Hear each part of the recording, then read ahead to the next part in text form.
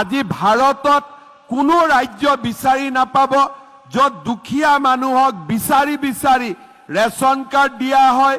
সুদীৰ্ঘ কংগ্ৰেছৰ শাসনকালত আমি দিল্লীৰ ওপৰত নিৰ্ভৰশীল হৈ আছিলোঁ। যদি অসমত কংগ্ৰেছ চৰকাৰ থাকিলেহেঁতেন নতুন নতুন ৰাকেশ পালৰ জন্ম প্ৰতিটো মাহতে হ'লহেঁতেন। অসমে আগতে আন ৰাজ্যৰ পৰা শিকিছিলে, কিন্তু আজি আমাৰ অসমে ভাৰতৰ আন ৰাজ্যবোৰৰ কাৰণে বিকাশৰ ক্ষেত্ৰত আদৰ্শৰূপে প্ৰতিষ্ঠা হৈছে। আজি আমাৰ বাবে, আমাৰ ৰাজ্যখনৰ বাবে এই গোটেই সময়ছোৱা হ'ল এক গৌৰৱৰ সময়, আমাৰ ৰাজ্যখনক আগবঢ়াই লৈ যোৱাৰ সময়।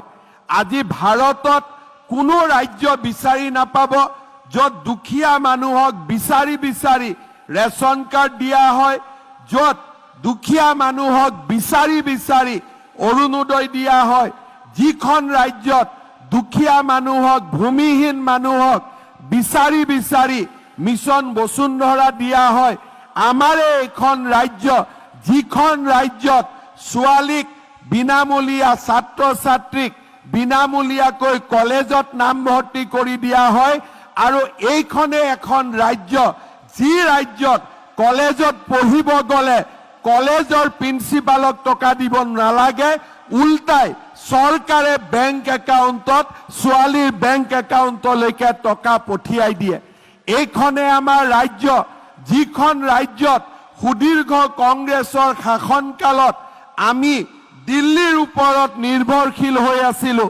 যিখন ৰাজ্যত কংগ্ৰেছৰ শাসনকালত আমাৰ আই মাতৃসকলে সূতা আৰু কম্বলৰ কাৰণে লাইন লগাবলগীয়া হৈছিল, এইখনে আজি আমাৰ ৰাজ্য, য'ত 1.5 লাখ যুৱক যুৱতীক এটকাও পইচা নিদিয়াকৈ চৰকাৰী চাকৰি দিব পৰা অৱস্থাত আহিছে।